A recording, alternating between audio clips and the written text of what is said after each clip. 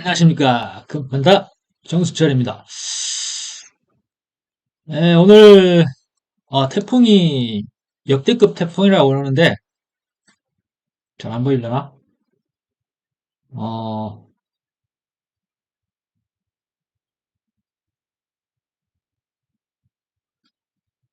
여기 보면은 태풍의 반경이 거의 슈퍼 태풍이라고 그러죠. 800km, 반경이 800km가 여기 800km라고 하는데 태풍의 눈이 확실하게 보여요.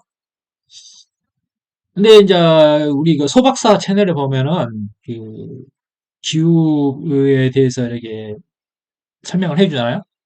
근데 이제 각 독일 쪽 기상청들은 이게 이제 그 중국으로 이렇게 진행 방향이 중국으로 갈 수 있고 또 뭐 저쪽으로 유럽 기상청들은 이제 뭐 여기에 중국으로 상륙하지 않을까 그렇게 예고를 하고 있고 뭐 호주나 뭐 미국 같은 데는 이게 일본으로 가지 않느냐 그렇게 또 말하고 있죠. 이게 주어진 그 변수값이 또 인수값이 틀린가 봐요. 그래서 그렇게 서로 상이한 의견이 나오는 걸 봐서는, 이게 진로가 확실치 않다는 거죠. 근데 이제, 그렇게 얘기하자면, 중간 벡터로 잡아서, 이게 한국으로 곧장 이게 오지 않을까. 또 그런 생각도 할 수 있죠. 그리고 우리나라는 다행히도 이제 그 일본이란 나라가 방파제 역할을 해서 항상 그 태풍의 피해로부터 뭐 많이 벗어나고 그랬는데, 이번 태풍은 워낙 강한 태풍이라서 주위의 기후가 이 주변의 그 기압고를 약간 이게 처지고 기압고는 이게 어떤 북대서양 어떤 그 고기압이랄지 이렇게 편서풍을 타면 이렇게 동쪽으로 이렇게 휘는데 이렇게 휘는데 그게 이제 태풍이 너무 강하다 보면 또 어떤 다른 그 변수가 생기겠죠. 그러다 보면 이게 이제 또 이렇게 한반도에 상륙할 수도 있어요. 어, 그런 생각이 듭니다. 어쨌든 간에. 그런 생각이 들어요. 태풍이 워낙 강하니까. 이게 이제 대만 쪽으로 올수록 태풍이 더 강해진다고 합니다. 그래서, 그래서 또 마음 놓고 있지 마시고, 좀 준비하시기 바랍니다. 모든 것은 너무 대한민국이 너무 그 주변의 영향에 어떤 그 태풍의 어떤 피해가 별로 없다 보니까 그동안 태풍에 대한 경각심이 없는데, 한 번씩 한 번씩 이렇게 무방비 상태에서 당하는 것은 어, 그 충격이 크기 때문에 아무래도 이번 태풍은 좀 수상해요. 진로가 수상합니다. 진로가 수상해요. 어,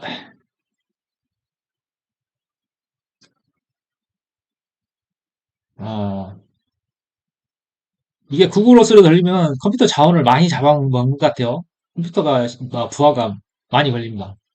많이 걸려요. 참 좋은 세상이죠.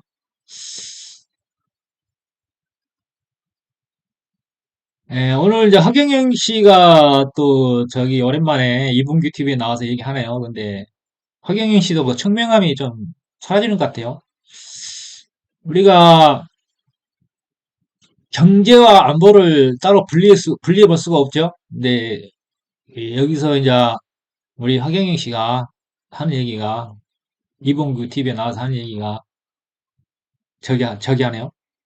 어, 안보는 동쪽에서 경제는 서쪽에서 아니고 뭐 홍동백서 뭐 그렇게 또 그거 비유해서 얘기하는데 어떻게 안보는 미국에서 구하고 경제는 그 중국에서 구할 수 있냐 이 말이야. 우리가 경제와 어떤 안보를 따로 떼어놓고 생각할 수가 있나?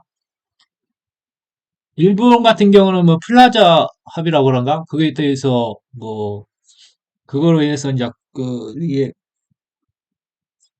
그 환율 어떤 앵고를 만들어 가지고 경제를 좀 이게 미국에게 또 덤벼드니까 그 환율 정책으로 금융 정책으로 그들을 제압을 했죠. 어, 미국의 기술로 경제를 일으켰는데 미국의 시장을 그 기술로 미국을 장악하겠다는 그런 괘씸한 심보가 결국은 지금의 어떤 일본의 장기 침체를 가져오듯이 우리가 이제 또 마음씀을 잘못하면은 우리가 또 당합니다. 대한민국은 이제 대륙에 이렇게 그 사회주의라는 거대한 그 대륙에 사회주의 국가에 둘러싼 거대한 대륙의 끄트머리잖아요. 6.25 전쟁 당시 우리는 이게 그 공산주의가 될 수밖에 없었어요. 뭐 조선민주주의 인민공화국이라 하지만 민주주의가 아니에요. 북한은 사회주의지. 근데 이제 이게 미국에 의해서 지켜진 거예요. 이게 보세요. 이게 지정학적으로 당연히 공산주의가 될 수밖에 없는 그런 그 한반도 땅인데 그래도 미국의 어떤 그 힘에 의해서 절반이 지켜진 거예요. 절반이 지켜진 거라고.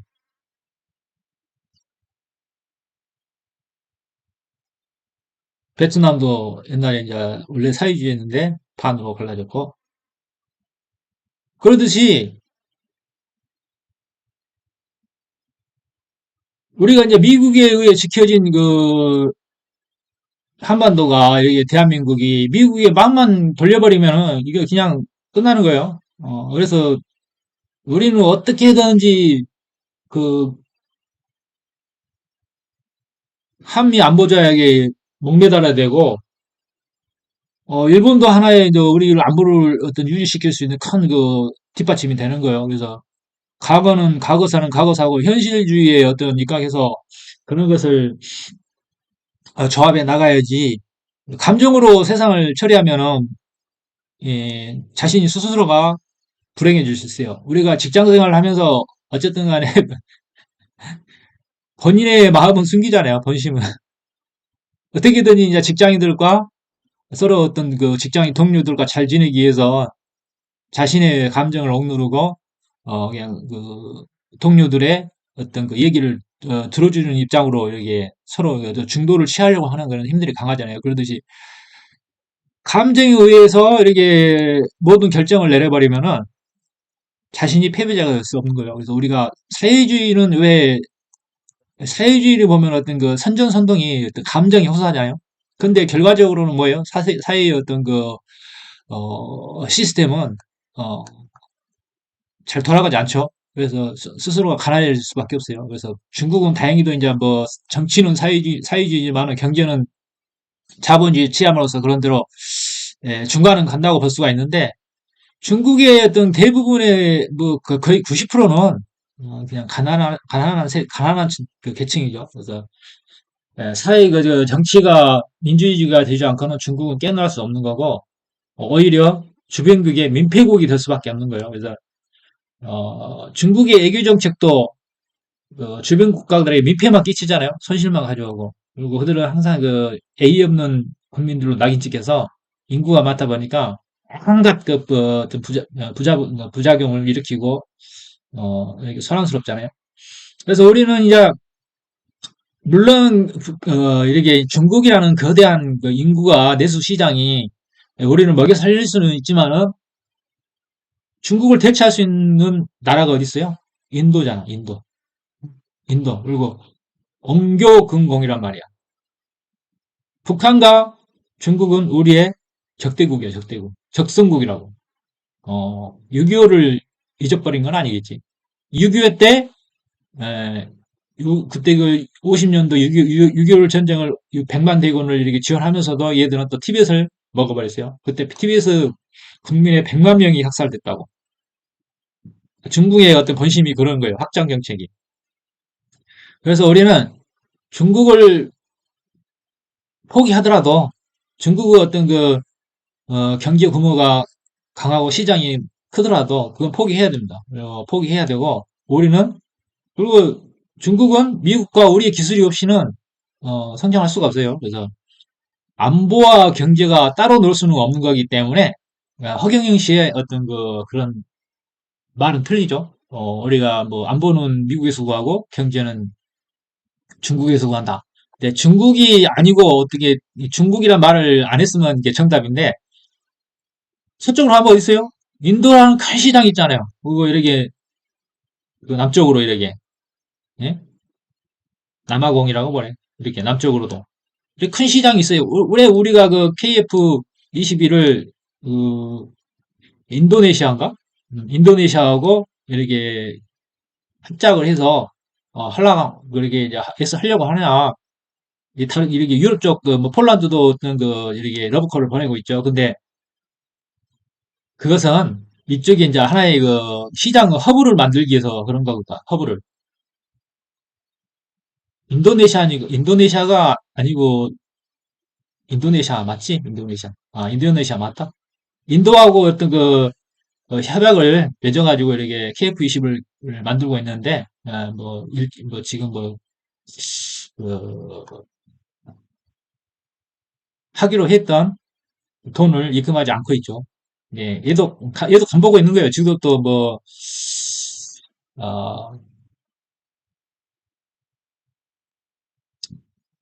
어, 더 유리한 입장을 고수하기 위해서 더 기술을 이전받긴 하지만 안 될 일이고, 지금 어떤 그 줄다리기를 하고 있다고 하는 거예요. 그래서 굳이 이렇게 꼭, 포기하지 않는 이유는, 인도를 포기하지 않는 이유는, 이쪽에 이제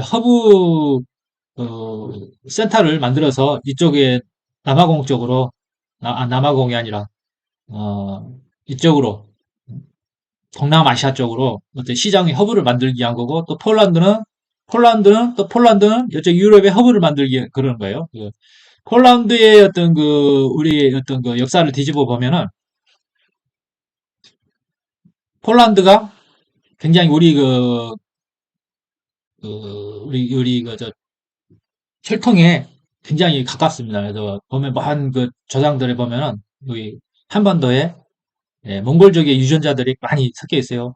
그래가지고 굉장히 가깝다고 합니다. 그래서 우리 정책은 이 중국을 포위하는 정책이에요. 그래서 언교분공이라고 해서 중국을 대체할 수 있는 나라가 인도고, 그리고 이런 이거 주변국, 카자흐스탄, 몽골, 이런 쪽으로 해가지고 중국을 둘러싸서 그 분쟁을, 예, 이쪽으로 돌리는 거예요. 중국이 아주 그 정신을 혼란스럽게 만드는 거죠. 그래서 우리 이제 안보는 미국에서 구하고 경제는 중국에서 구한다는 말은 틀린 거죠. 그래서 우리가 옛날에 명청 교체기 때, 예, 명청 교체기 때, 이 명나라가 임진왜란을 도왔잖아요. 그러니까 명나라가 쇠퇴하면서 청이 들어서는데 조선의 인조는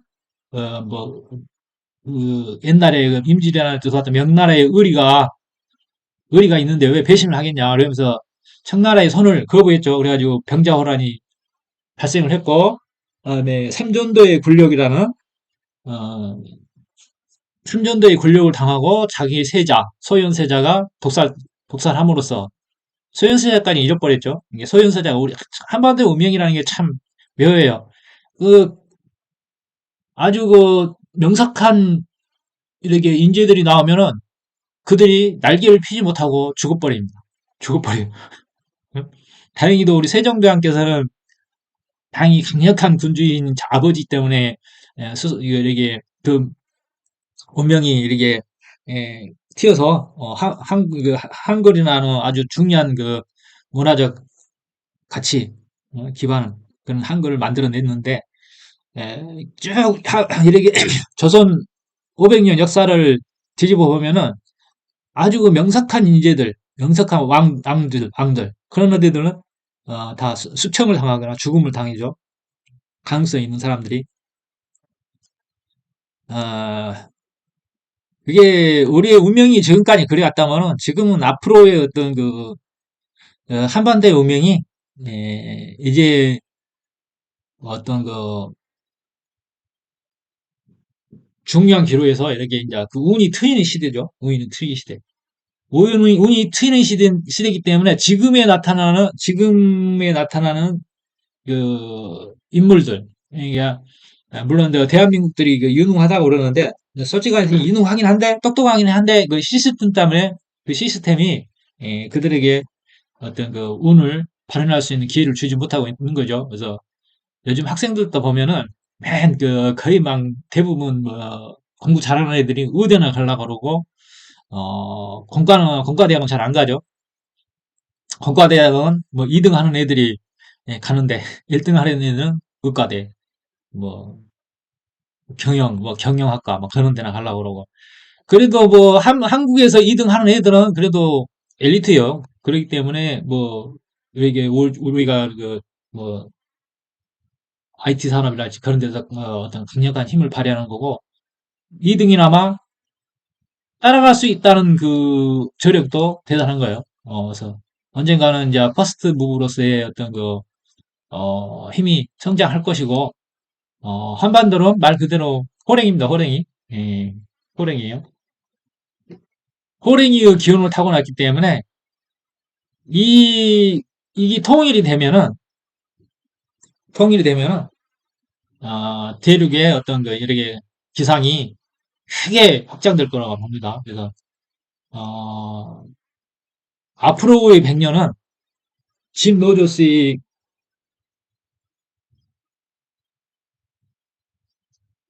짐 로저스 앞으로 5년 한반도 투자 시나리오 나오잖아요. 이런 거 읽어보면 한반도에 어떤 그 운이 강력히 성장할 거라고 예언을 해놨어요. 한반도에 앞으로의 5년 한반도 투자 시나리오라 했지만 앞으로 10년은 굉장히 중요한 때라고 볼 수가 있는데 그래서 이제는 운이 트이는 시대라 한반도에 운이 트이는 시대다 이 말입니다. 그래서 우리가 가장 운 좋은 사람한테는 이길 수가 없죠. 그래서 이런 책도 있어요. 운보다 돈보다 운을 벌어라. 김승호 씨가 지은 겁니다. 한 번씩 읽어보세요. 그, 운을 벌려면, 이게 운도 뭐, 그냥 뭐, 행운이니까, 그냥 하늘에서 뚝 떨어지는 게 아니죠. 그것은, 자기의 삶의 과정 속에서 끊임없이 공덕이라고, 복덕을 쌓아야 돼, 복덕을. 하늘은 그냥 그, 운도 공짜로 주는 게 아니고, 그, 공덕을 쌓아야만이 그 운이 다가오는 것이요. 그래서 평소에 그 언덕이라고 그러잖아요. 평소에 자기가 모든 걸 사회생활을 하면서 남들한테 잘하게 되면은 그 언덕으로서 남들이 말이라도 잘해주잖아요. 그럼 그 언덕으로서 자기가 승승장구할 수 있는 거예요. 그래서 우리가 사회생활을 하면서도 자기가 조금 그 손해 보더라도 양보하는 게 좋고 근데 진정한 부당함에 굴복하는 것은 또 그런 건 아니죠. 어, 부당한 것은 부당함에 또 저항을 해야 되고 근데 거기서 또 이제 그 그걸 어떻게 조율을 한다는 건 상당히 힘들어요. 그래서